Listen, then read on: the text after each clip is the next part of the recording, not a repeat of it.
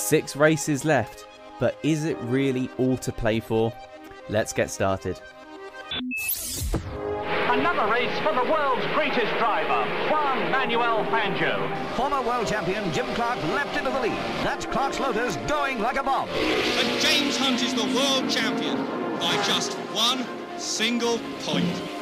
By being a racing driver, you are under risk all the time. And if you no longer go for a gap that exists, you're no longer a racing driver.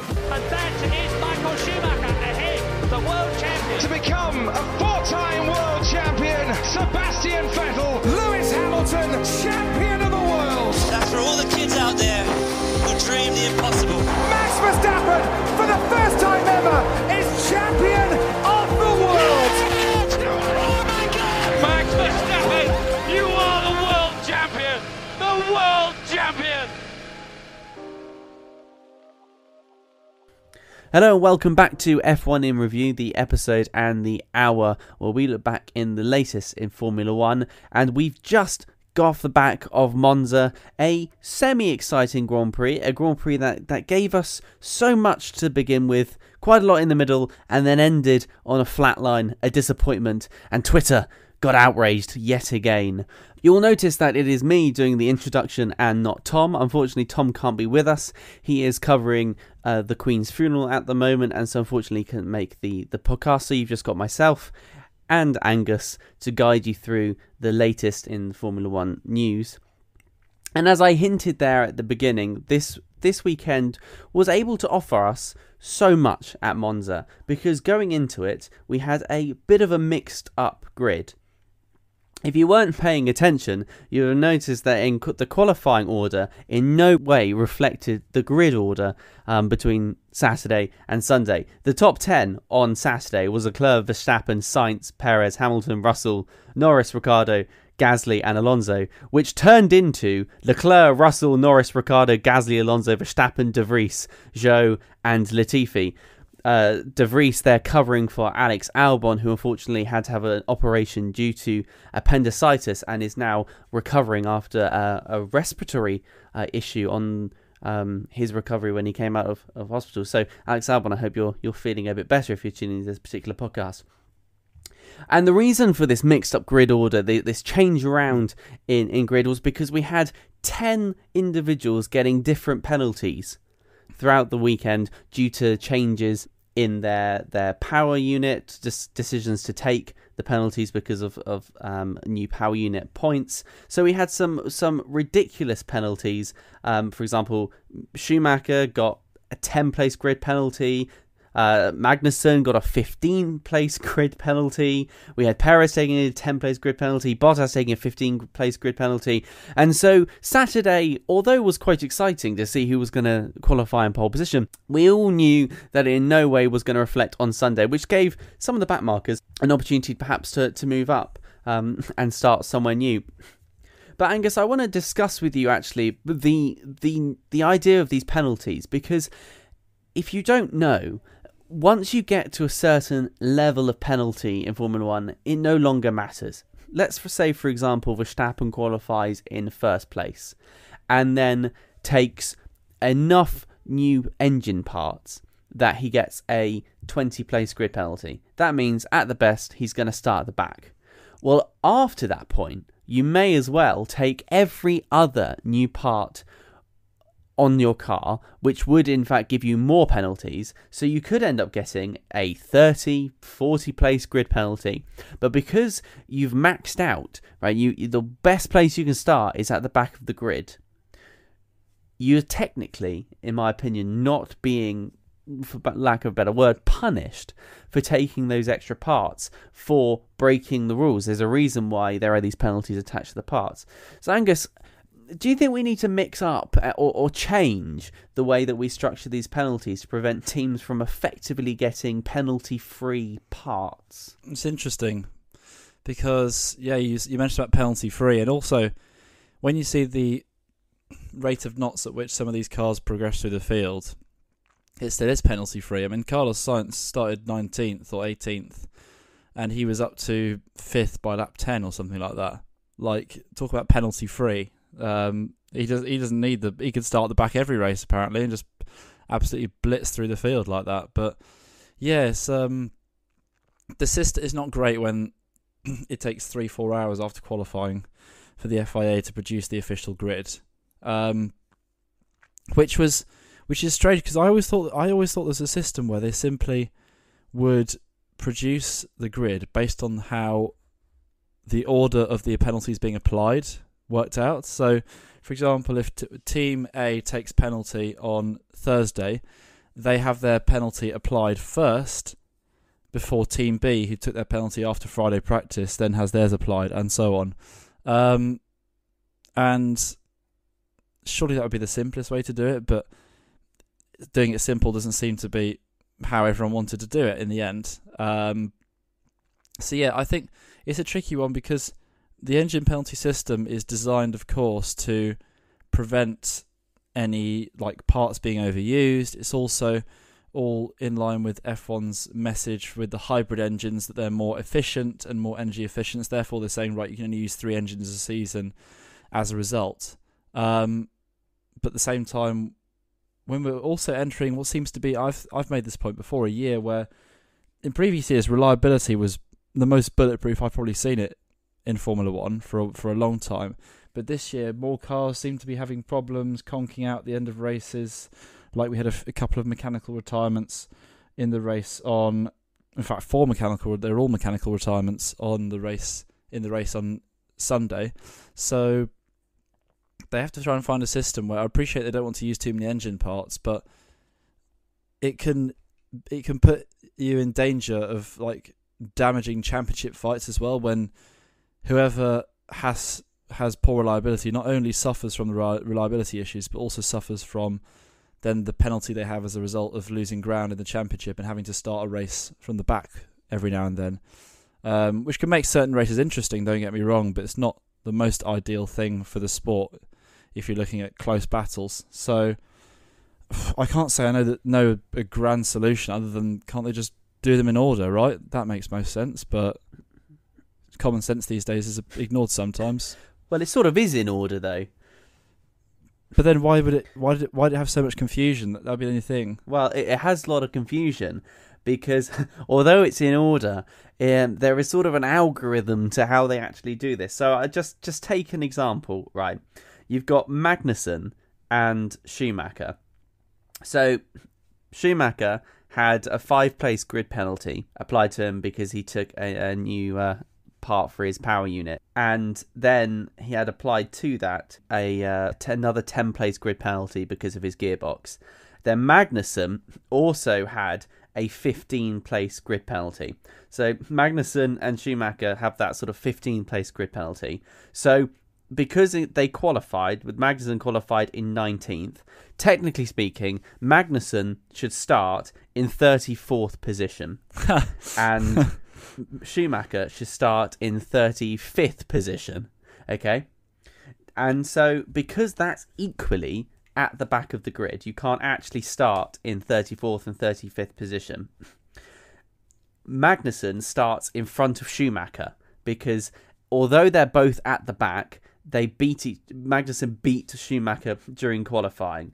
But then you have some weird quirks where you take these massive penalties, and because of the shifting grid around you, you can envisage a system where someone actually doesn't get as big a penalty as you would have thought. Because if you were supposed to start in 7, but everyone else had 10-place grid penalties in 6th and 5th position, etc., then you might end up accidentally starting in 6th, for example. And so you get this weird thing because of the way everyone shuffles around. And there was a lot of confusion at the weekend, and in the end I couldn't even work it out. I just had to wait until we got told. Gasly tweeted out, could someone let me know where I'm starting between P5 and P9? And in the end people were able to explain to him that he was in fact starting in P5, but he didn't even know because Gasly qualified in P9, but he ended up being in P5 because of the way everyone shifted forward. So it was a very, very confusing weekend.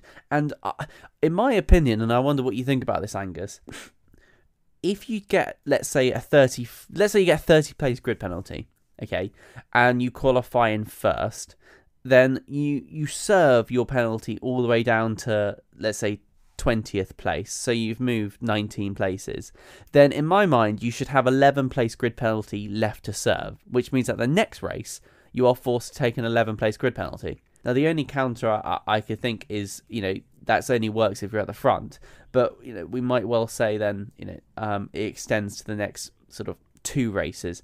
I don't know. How would you fix the problem? If I was to fully take the mick, I reckon we should have an alternative solution. Do you remember when it was back in the day when McLaren had Honda engines and they were absolutely woeful, and they used to get something ridiculous like 55 place grid penalties? Yes. What I reckon they should do is they should mark out where if you started qualified 20th and you had a 55 place grid penalty, how about you mark out where the 75th place is, and even if it's round the final corner, just make them start there. Just have an alternative set of like at Monza, have the 19 cars lined up on the grid, and then have someone with a 55 place grid penalty lined up behind the parabolica around the final corner, and they have a set of red lights. They have to try and catch up. It's basically worse than a pit lane start. But no, like on a serious note, I don't know if I fully endorse the whole serve part of your penalty at one race and then have the rest left over, because that can then really snowball and affect you further down the line. I wonder why there isn't a solution where, like back in the good old days when I started putting on my rose-tinted glasses, when I first started watching F1, it was just a simple fact of 5 place grid penalty for replacement gearbox, 10 place for replacement engine, any part. So, why can't we have that, realistically? I get the engines nowadays are more complicated than they have the... Well, what about a time? A time? What about a time-based penalty system? Because that's what it's what you've kind of hinted to there. Instead of marching people back past Parabolica, a solution could be that you just reflect that in time. So let's say, for example, Mick Schumacher got a 15 place grid penalty but qualified in 20th position, and so realistically he's not going anywhere from his current position. He's stuck in 20th position, which means effectively that's a free new engine part. Now one might argue that he deserves it because he's at the back and the team's slow, but I'd argue then that's not very fair. And so if we're talking about equality and fairness across the teams, one solution might well be that for every grid place penalty over and above, let's say 20, because that's the maximum amount of people on the grid, then you should have a half a second time penalty added to your pit stop, a bit like a drive-through penalty. So let's say in the case of Schumacher, he would have to wait 7.5 seconds at the pit stop before they can change his tyres. That way, he gets a 7.5 second penalty, a bit like what you've suggested, marching them round, except from instead of doing distance, I've just done time. And then that way, let's say in the case of someone else who has a 40 place grid penalty, they would have a 20 second penalty. Because as you say, it's not a penalty if Verstappen or Sainz can start at the back of the grid and get back into first place. What would be a penalty is them having to go from the back of the grid to first place, but then serve a 10 or 20 second penalty. And because it's a numbers system, it's served at a pit stop, it would throw up a different strategy, and also it would prevent unserved penalties. I think the time penalties could work. That seems a possible logical solution. Yeah, and it would spend some of the penalty. It's also the point of, though, should you punish unreliability? Should that be punished on the drivers? Because at the end of the day, it's the manufacturers who make the engines that cause those engines to be unreliable, arguably, or sometimes it could just be the conditions they race in. So, would it be fair to penalise drivers for that? I don't know. Maybe fines for teams, but I appreciate there's a cost cap and they're fining people for lots of things. Yeah, there's definitely a lot of solutions out there, but I think certainly one of the things we need to go forward, like many things in Formula One, one of the things we need to kind of clarify going forward is how we tackle some of these underlying issues that perhaps benefit the faster teams more than they do the slow teams. Because as I say, if someone like Haas starts accidentally, gets this amazing qualifying position and finds themselves in 13th, 14th position, but then has to take a massive grid penalty, then they're going to come at the back. Whereas someone like Ferrari or Red Bull, that wouldn't happen.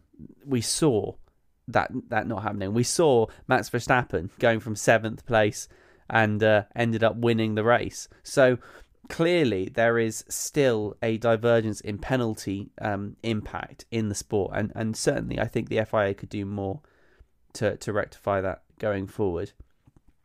But we must move on from this topic and to the next topic, which is Ferrari, a team that had so much potential, wouldn't you say, this weekend, as Leclerc managed to find himself in pole position in Italy, in front of the Tifosi, in a Ferrari. The stars were aligned for a fantastic race, and yet it didn't quite go that way. To be clear, Ferrari had what I think was a pretty reasonable strategy. And I do have some notes here from Tom to feed into this conversation as well, because I think we sort of maybe will disagree a little bit on Ferrari's performance. But Ferrari had to try something new. And starting off on soft tyres, they decided to pit earlier than the Red Bull to put Leclerc onto the medium tyres earlier. And they had a longer middle sector, and then towards the end of the race they pitted again to try and get the undercut, with leaving about 20 laps for Leclerc to catch up 20 seconds back to Verstappen. But before the end, a safety car came out caused by Ricciardo's engine failing, which meant we saw the end via a safety car. Tom has fed into this and says that pitting under the virtual safety car was the right decision in theory. After all, he did get a cheaper pit stop. But in practice, the virtual safety car came too early. And when Ferrari pitted Leclerc, they boxed him onto a two-pit strategy on a very low degradation circuit. And they needed the safety car for their gamble to work. But what do you think, Angus? Do you think Leclerc was right to be pitted early during the early virtual safety car? Or do you think Leclerc, his strategy was sort of ruined from that point onwards? Or do you think, in fact, that Ferrari were never going to win this because of Verstappen's overall speed? They were never going to win it, realistically. As soon as Verstappen starts in a grid position, which is higher than 19th place, he's going to win. But on a serious note, he is very rapid right now. And yes, I think that it was a combination of the race pace of the Verstappen was just so good. They focused the car on the race pace. They knew they had these grid penalties coming, both Verstappen and Perez. So they managed to focus the race car more on, the race basically, thereby sacrificing some quali speed. Mm-hmm. And despite sacrificing some quali speed, Verstappen was still only a tenth and a half off pole, showing the advantage he has right now. And Ferrari throwed the dice. People are going to go, oh, Ferrari, they messed up the strategy. Oh, I can't believe it. Why did they pit Leclerc twice? Realistically, if they did the same as Red Bull, they'd lost the race. So they had to gamble, they had to try. It was probably the slightly unfortunate timing that the VSC, the virtual safety car, ended just as Leclerc came out of his pit box. But they had to try something because Red Bull are just unstoppable and Verstappen are just unstoppable at the moment. Ferrari hoping that lovely yellow race suits and that yellow tinge on the top of their car, celebrating 75 years as a car manufacturer, as a racing manufacturer. They were hoping it would bring them good luck, but alas, it was not the case. They still had a decent result, second and fourth, not bad at home. If we're looking at a bigger picture, they extended their lead over Mercedes and the constructors, but yeah, realistically, Red Bull just too quick at the moment, and Verstappen is just on an absolute rampage. He's won the last 5 races, which, to put it in context, means that the last time he was beaten in an F1 race was on the 10th of July, and we're 2 months later. So, yeah, it's wow. I know there's a summer break, but still, that's a long time, a long time. It is a long time, and I think it really reflects on how good Verstappen is now. And I know that the F1 mathematicians out there will be quickly calculating whether or not Verstappen can win in the next race, and the answer is he can. Technically speaking, I think he needs to beat Leclerc by 22 points, and then the rest of the points up, maximum points up for grabs, would no longer be able to allow Leclerc to overtake Verstappen. So if Ferrari, let's say, have a DNF, or let's face it, if Leclerc just doesn't get many points, I think that means he can come in sort of 7th position or so. If Leclerc comes in 8th, 9th or 10th, that's it. The championship is over, I'm afraid. However, I think you're right. I think Ferrari definitely made the right choice. And to be clear, pitting at Monza on lap 11 is always going to be a very, very brave choice. Yeah. But I think Ferrari personally had to do something a little bit different. And we knew that Red Bull was going to be really fast.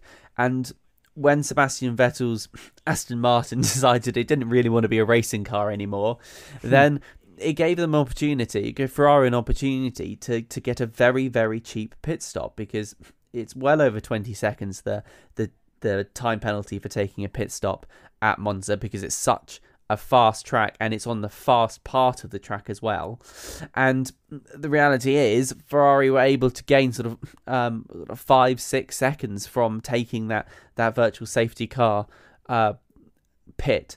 Now, I think for me, this was a reflection actually, on Ferrari making the right pit call, and they did it relatively quickly. I think if they'd hesitated anymore, then they would have been in danger, obviously, of the virtual safety car ending. But we know that it was kind of the right choice to make, because at the very end of the race, when they pitted Leclerc again to put him onto fresh tyres, Leclerc was only making up 1/10 of a second on Max Verstappen. And that means at the end of the race, it would have taken 190 laps for Leclerc to catch up with Verstappen. Now you might say, well, okay, yes, but Verstappen's tyres would have fallen off. But that's the kind of pace advantage that the Red Bulls had during the race, even on fresh tyres, even after that Ferrari had given Leclerc a good advantage, an opportunity to chase down and hunt down Max. He was just not making any gains. Gone are the days of Mercedes versus Red Bull, when we saw Lewis Hamilton chasing down Max Verstappen and taking a tenth and a second and a half, 2 seconds out of his laps, and it just wasn't going to fall in that direction. So I think to some extent it was a real shame that it didn't go Ferrari's way. I think they made the right gamble, but it was an opportunity for Ferrari to try something new, and perhaps at the end of the day, the Tifosi won't be too dissatisfied. I don't know if you saw at the weekend, Angus, the head of Ferrari publicly declared their support for Matteo Binotto, the team principal of Ferrari, and indicated that his time at Ferrari would go on for a bit longer. But he did add that only if there weren't that many more mistakes. So again, feeding into what we were saying last week, it still does seem like the Ferrari pressure is put solely on the team principal, and perhaps they're not necessarily assessing what's going on within the team. That's just my thoughts. I always think with the team principal thing, there's a couple of things with what Mr. Elkann, his name is John Elkann, I believe, has said about Binotto. I always think that when you have a group, someone like that who's making public comments, who's not related to the Formula One side, I always consider it a bit of an interesting one. The fact they have to make those public comments, you get the Mercedes have high expectations, right? But you never hear Mr. Dieter Zech or whoever, I think the new head of Mercedes, saying we must win championships within the next 10 years or whatever. I get Red Bull's different. Helmut Marko, they almost they let him out once a week to say something, and it's usually controversial. And then they're like, oh, hang on, get back in your shell, Helmut. Come on, get back in. You've said too much, pal. You've said too much. But yeah, it's back to your corner. Yeah, exactly. The other comparison I'd make is that there's a well-known thing in football where as soon as I'm comparing it to football, where as soon as a chairman comes out and says the manager has my full support, that means that they are on the brink of getting sacked. So that means it's just around the corner. Yeah. So whether Mr. Elkann is employing the same tactic with Matteo Binotto, we'll have to see. But yeah, the pressure's on Ferrari. I think the pressure should be off slightly, because we've gone from a situation where Ferrari have tossed this championship in the bin to a situation where Verstappen is just too good, and he's on a crest of a wave right now, and there's been an actual turn since I remember when in Austria, when Leclerc overtook Verstappen 3 times in the race, coming back from a further back position, and we were like, the gap in the championship was like 35 points. We were like, hang on, this could have a championship on here. Ferrari were a lot faster, and they could be a chance of them coming back into it. But then since then we've had Paul Ricard. Well, again, he was fast, but he threw it away. Did Leclerc. Hungary, Ferrari threw it away. But then the last 3 races, just Verstappen's been on another level. He's been challenged at times for sure. Like in Zandvoort, the Mercedes were a threat. In Italy, he had to come from further back, but he's just on another planet at the moment. So I think that Mr. Elkann could be waiting a little while before Verstappen stops winning, before Ferrari get a championship. But yeah, I don't know. It was. I get as well for Ferrari, it was emotionally charged because they didn't like the safety car ending, and home race. You always hope that they can. You always hope that they can put it on the top step of the podium. I remember one of the best moments I thought in recent years was when Leclerc won in front of the Tifosi back in 2019, and it gave me goosebumps. I remember watching the highlights early this weekend, just before the race. This year's race, and it gives you goosebumps just seeing the Tifosi just absolutely crazy, going wild for their beloved Ferrari, and Leclerc winning that race. So it would have been lovely to see it again, but yeah, it doesn't always work out that way. But Ferrari made the most of it. I think they made the most of what they could in tricky circumstance. Yeah, I think you're right, and I mean, just moving slightly over to the other, the big player of Max Verstappen. Would you say now that it's over? I know we might well mathematically be able to confirm it is over, but you'll get a gut feeling now. Is your money now on Max Verstappen picking up that second world championship? And do you think it will be as celebrated in the Red Bull camp as last year's was? I know last year's was surrounded by controversy, but there was a lot of emotion. There was a lot of excitement, actually. Would you say that this championship win from Verstappen will be as celebrated? Or, do you think he's going to be a bit more like, oh yeah, look at me, second world championship? I think he's going to be a lot more relaxed about it. I think he said that last year, and some people took it as he's going to retire from Formula One, which why would he do that at the age of 24? That'd be ridiculous when he has so much potential. But it's also weird to think of saying a world champion has so much potential, but he still does. But yeah, I think the comments that he made that I was just referring to were that if he won only one world championship in his life, he'd be happy. That's his life dream.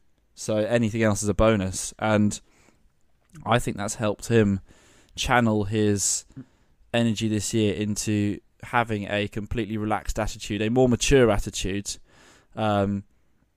into racing, into driving that car, and it's meant that he's almost become an unstoppable machine. He's now won 10 out of the last 13 races, which is like ridiculous, really. If you were to put the stat into a slightly smaller microcosm, and I'd say that it probably would be less celebrated simply because last year was pure relief. It was a super duper intense battle against Mercedes and Lewis Hamilton. It was Red Bull's first Drivers' Championship in 8 years after Mercedes had won the double-double, the Constructors and the Drivers, back-to-back for 7 years. And then they won the Constructors again. So I think last year was just pure relief and jubilation. And it came across that way from all the celebrations that you saw, from all the ecstatic scenes in the Red Bull garage. Whilst this year it may just be because they've dominated many aspects of this championship, it may just be a case of, all right, done and dusted, on to the next one. And they currently seem to have that attitude in that they are saying themselves, right, it's done and dusted, on to the next race, can't dwell too much, even though they are getting closer and closer to mathematical superiority in both championships. So, yeah, not that they'd be low-key, because, World Championship, you never take that for granted, it's still an unbelievable achievement, but they definitely seem a lot more relaxed this year, and perhaps their celebrations will be more relaxed, but I'm sure they'll still go hard and party hard. Yeah, I completely agree with you. I think it's over. Gone are the days when we were discussing whether or not this was going to be a Ferrari championship, and that certainty, I think that some of us, not naming any names, had over whether or not Ferrari were going to take the championship, has unfortunately slipped behind. And I would say that Max Verstappen's drive, and actually someone like Carlos Sainz's drive as well, was sort of the most exciting drive of the race. But unfortunately, little do we know that it was going to be massively overshadowed by a driver that had yet to debut in Formula 1, and on Saturday morning got the call to replace Alex Albon in the Williams. I'm talking about, of course, Nick de Vries. First time actually racing in Formula 1, got asked on Saturday morning whether or not he could fill the seat for Alex Albon, jumped in the seat, and in my opinion, did an absolutely incredible job for someone who was, well, not expecting to race. And that's a lot of changes that go on between not being racing in Formula 1 and then suddenly being asked to, because he wouldn't have spent the whole time visualizing his braking zones going into the race. He wouldn't have been training his neck and his body to experience the new Gs. And you might be thinking, well, hold on a minute, he's got experience in Formula 2 and other divisions. How hard can it be? And it is incredibly different. There's some fantastic interviews with George Russell, for example, talking about him jumping into the Formula 1 car after he jumps in Formula 2, after being in Formula 2. And he said that first time he hit the brakes after being in Formula 2 and trying Formula 1, it was like hitting a brick wall. There is a massive amount of changes going from Formula 2 to Formula 1. And for someone like Nick de Vries to get into the car and qualify in 13th position on Saturday, beating Nicholas Latifi, by the way, is absolutely fantastic achievement. And he even started in 8th place. Nick de Vries was able to drive consistently, quickly, beat Latifi, and on his first debut in Formula 1, score points, finishing in 9th position. Yeah, behind a safety car. But to be honest, I think for Nick de Vries, the safety car was a blessed relief. I don't know if you saw at the end when they all go into the pit to line up and get out the cars. He actually had to ask the Williams garage for help because he couldn't get out of the car. He's saying his arms were incredibly heavy, and that's because of all those G-forces acting on the body. So Tom has said about this, is a very, very accomplished drive. It's a shame that his debut has come so late. Williams should promote him and sack Latifi ASAP if they're serious about rising from the foot of the table. If they keep Nicholas Latifi over Nick de Vries, it shows that they are happy to be in F1 versus compete in F1. And Tom thinks that Nicholas Latifi's financial power means it's not a straightforward decision, and that he also sends his best wishes to Albon as well.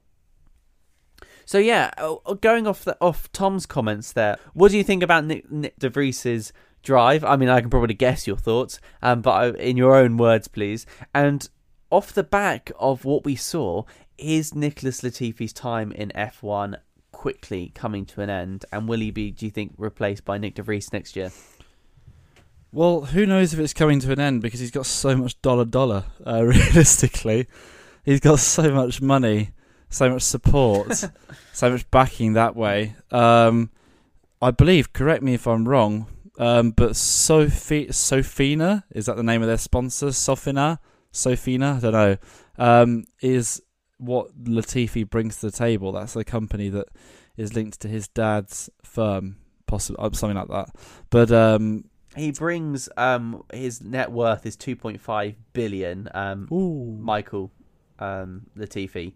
And as you say, brings with it Safina and those sort of sponsorship cash that, as you say, keeps Latifi looking rather nice. So he brings with it Safina Foods, Lavazza Coffee as well, and the Royal Bank of Canada. So 3 big sponsorships there. And Nicholas Latifi, most of that comes from his dad and Safina Foods. Yeah, so that's the reason why he's still there at the moment, because last year, I'll admit, when he was up against Russell, he definitely showed improving signs. Now, I know Russell as a benchmark is incredibly difficult to meet, reach, beat, whatever. And as a result, he's never going to look amazing against Russell. But he was showing signs of progress. He got points. He got into Q3.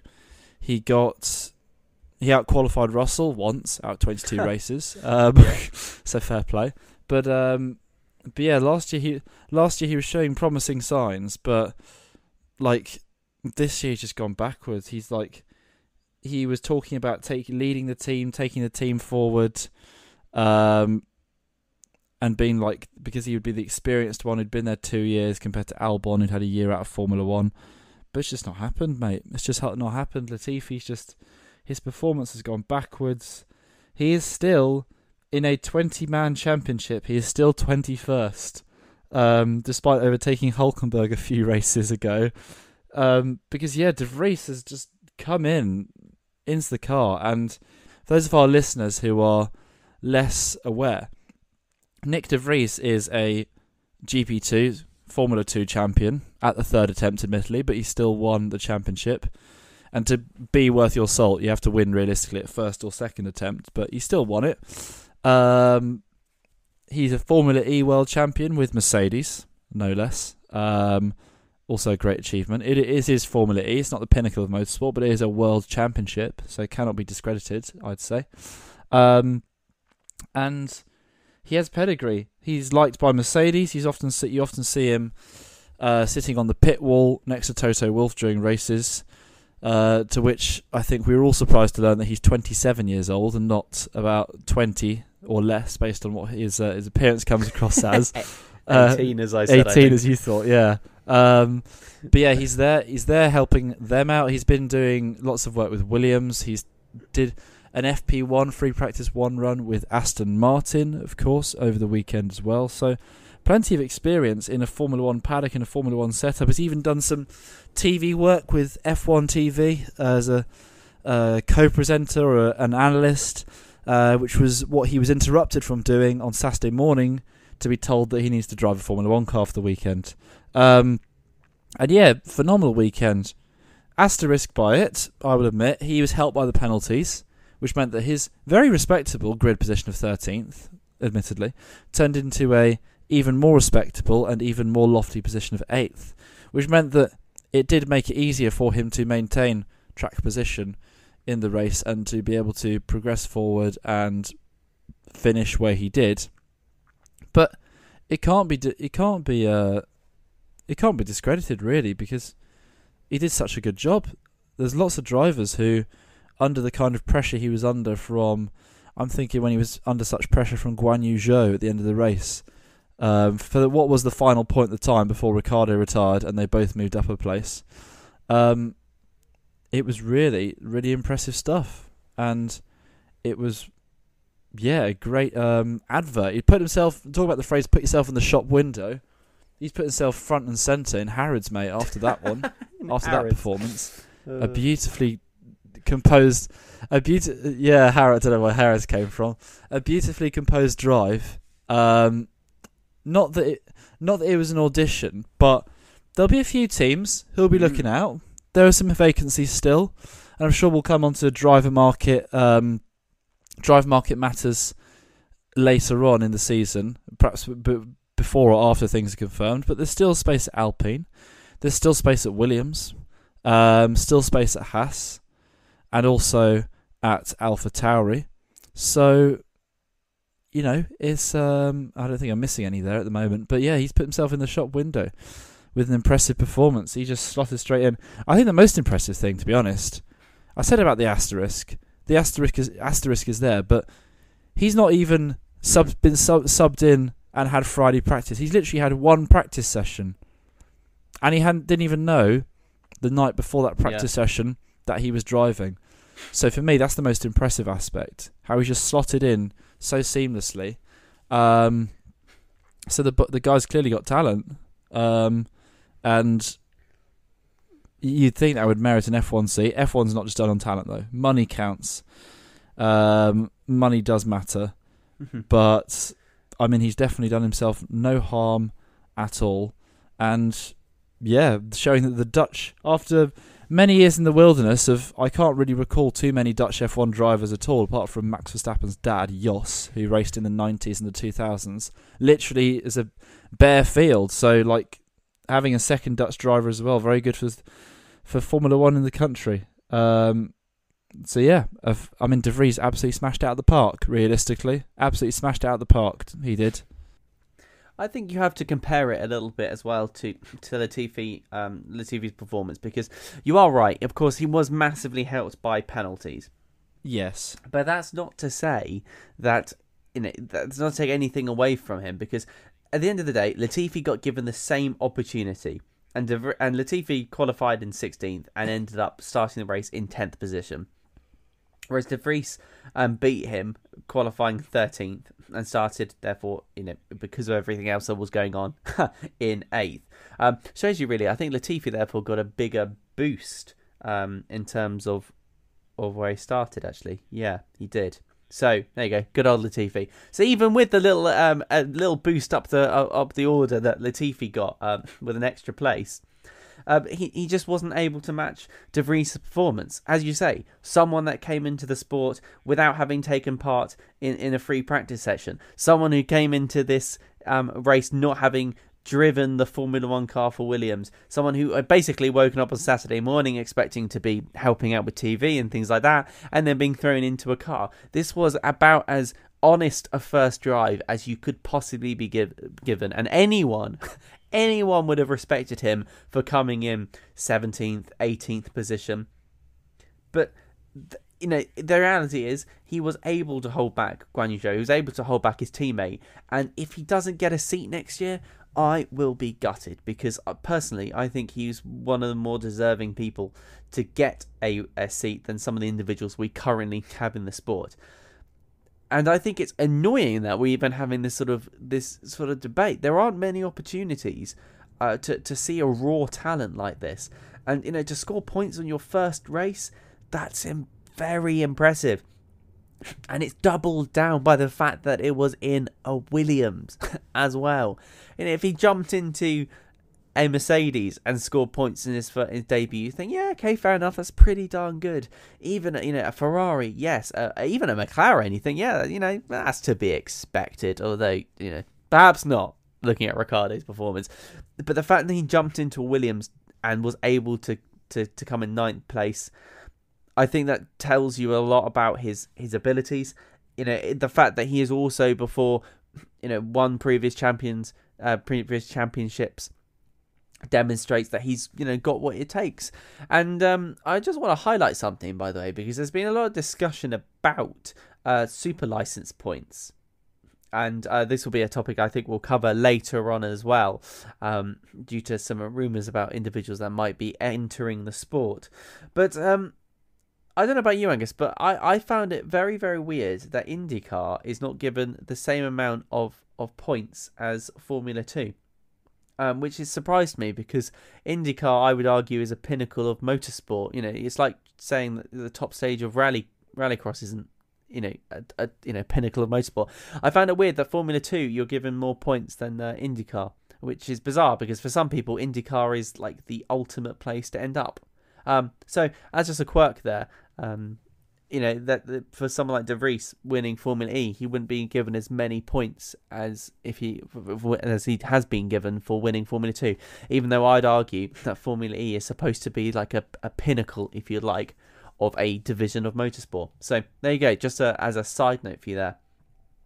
But I could see De Vries pairing with Alex Albon next year. I think it would be a very, very good pairing for Williams. Yes, they would lose the almighty sponsors, Safina Foods and Lavazza Coffee. But if I'm honest, I think Williams need to trade off now and move on away from the money just a little bit to be more competitive. I suppose it would be a bit like Haas, and how Haas have ditched Mazepin, ditched the big weird money people that caused a lot of controversy and brought with it not necessarily talent, and have now got Mick and Magnussen, and you might argue that Schumacher was bringing in a bit of sponsorship, but and he might not be there next year. But my point is, they've sort of moved on from that. I think it's time for Williams to, as well, because if I'm brutally honest, I think we need to move away from the controversial drivers, the drivers that perhaps here only for the money.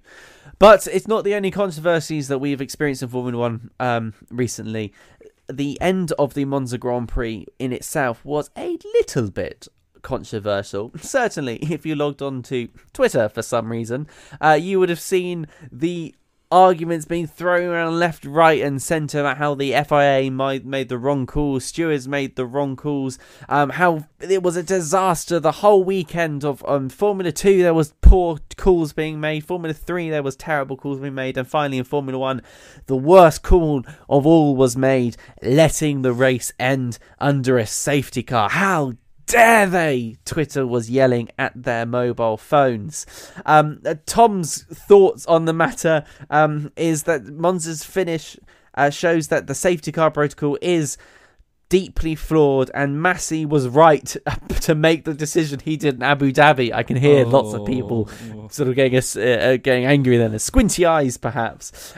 Tom says that we want to see the results decided by clean competitive racing after all, not by procession, and that's why we watch the sport. The protocol prevents that and de-incentivize teams and drivers, e.g. Leclerc and Ferrari at Monza, from taking risks and gambles knowing that there is a significant chance they may not be able to reap the rewards later on in the race.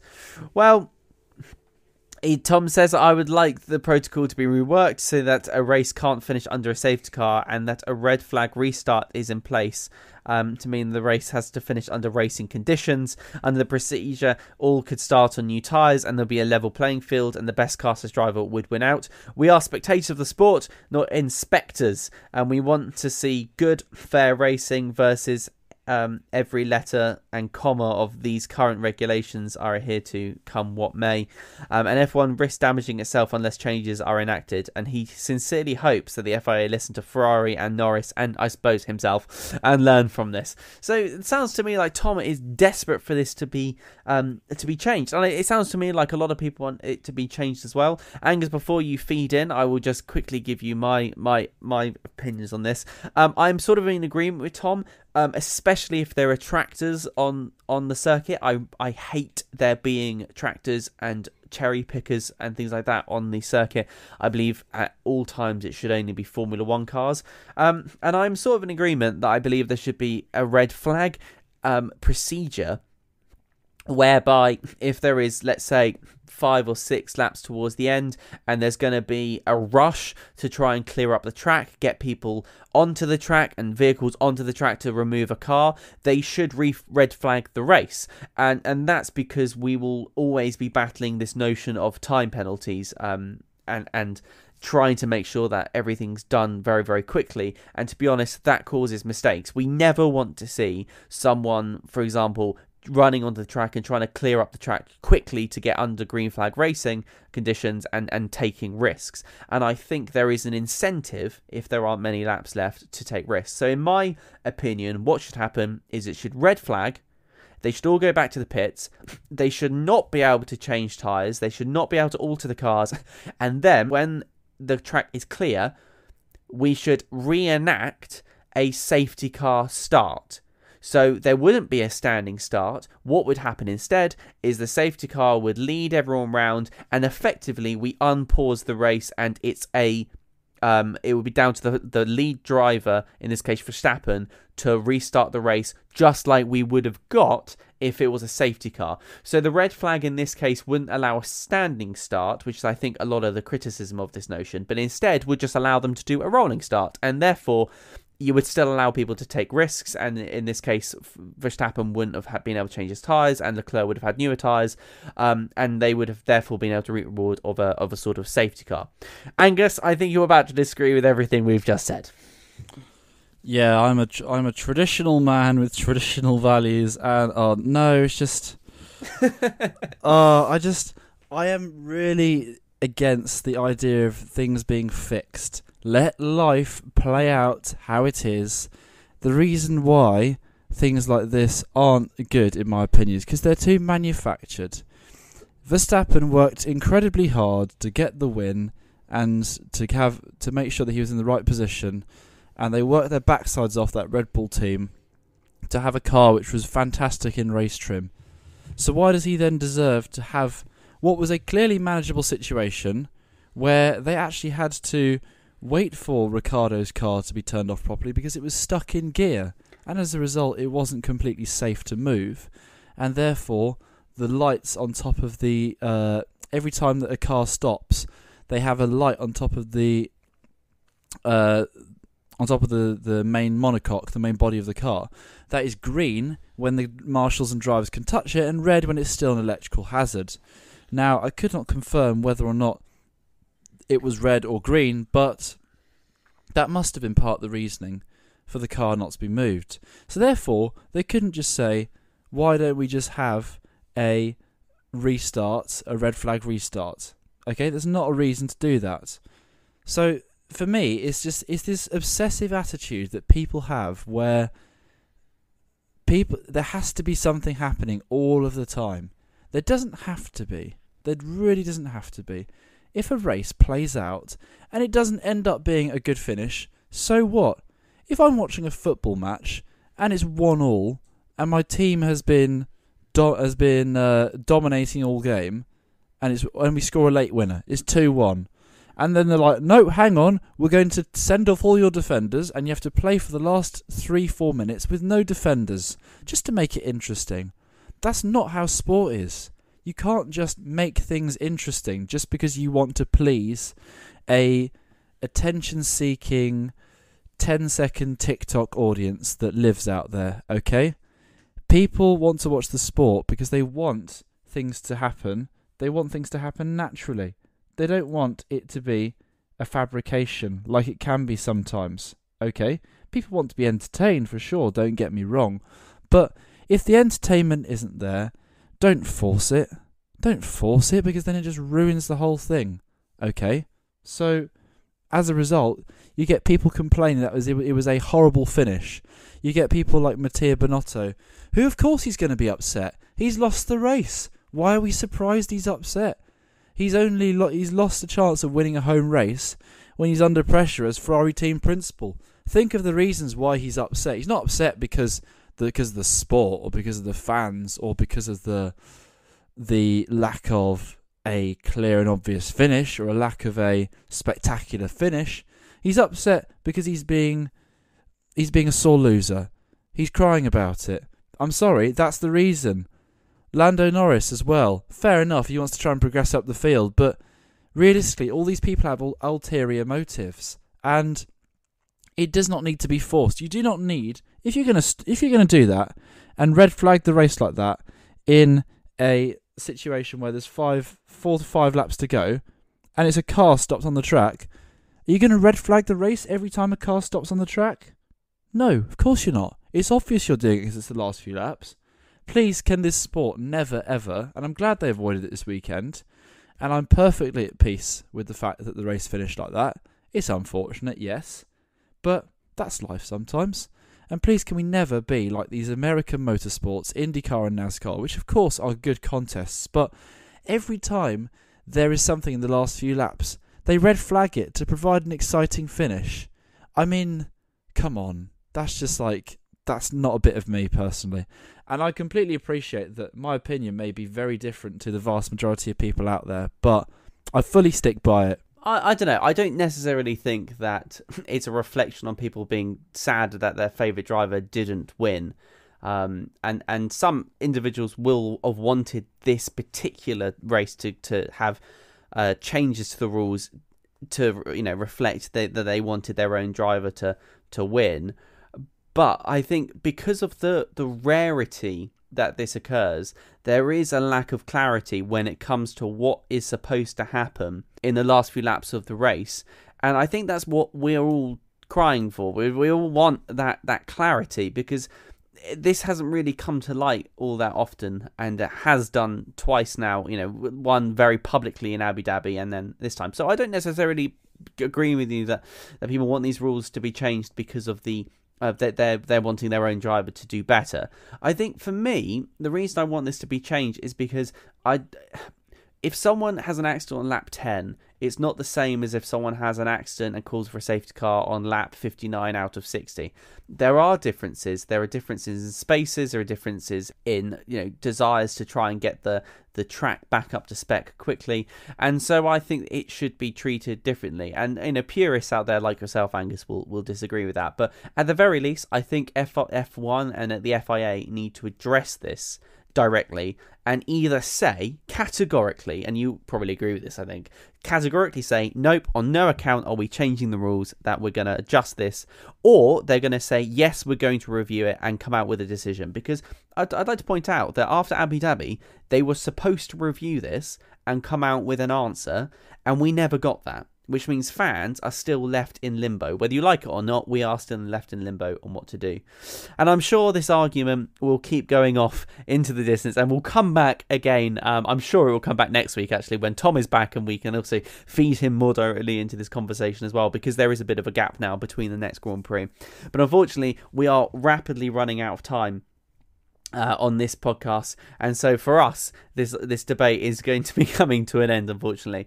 But Angus, I do think that we should adjust how perhaps we respond to accidents on the last few laps. But more pressing to me, I think, is tractors on track.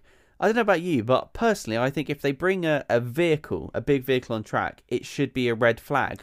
I think obviously I make my point about the finish and the way it was, but I think I agree with you in terms of tractors on track is just, Martin Brundle says it a lot. He always gets a bit of a shiver when he sees tractors on track.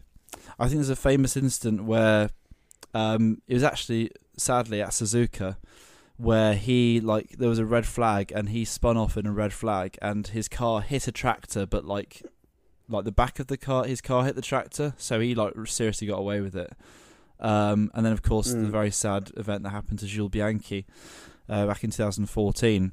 And it does make you think, yes, virtual safety cars are there, and that's definitely, in my opinion, a much better improvement in Formula 1, because double waved yellows, yes, cars slow down, but virtual safety car actually requires a specific automated delta time which they have to adhere to, and it definitely makes it more safe. But still, tractors on track do make, I reckon, a lot of people, including us, uneasy, just because, to put it bluntly, Jules Bianchi, his car went under the tractor, and that is part of what killed him at the end of the day. So I have to agree, that's it's not a nice sight seeing a vehicle, and it's not like it's a quick vehicle that can get out of the way. They literally use JCBs, I think, for this, because there's the main kind of vehicle that can carry big heavy objects, 700 kilogram Formula 1 cars off the track. So I have to agree with you there. That's the kind of situation where red flags would be needed. Obviously, it goes without saying that for entertainment purposes, red flags should, in my opinion, not be used as much. But for safety purposes, if a red flag is the best option, even if there's a tinge of doubt, if it's the safest option, the best option, then it should be default option 1, realistically. And unfortunately, that's all we've got time for in this episode of F1 in Review, episode 29 already. Actually, episode 29, I can't really believe it. Now, unfortunately, we have got a bit of a break now to the next Grand Prix. The next Grand Prix will be on the 1st of October. That's the Saturday for qualifying, the 1st, and then Sunday the 2nd for the Singapore Grand Prix. Of course, you can follow myself and Tom on Twitter if you want to catch the latest in F1 news, or if you have some extra time over the next couple of weeks, you can go back and listen to our podcast either on River Radio on the Listen Back feature or on your favourite podcast provider. But thank you very much for getting to this point in the podcast if you have so, and we will be back next week with Tom to discuss the latest in F1 news. So thank you very much for listening, and we'll speak to you next week.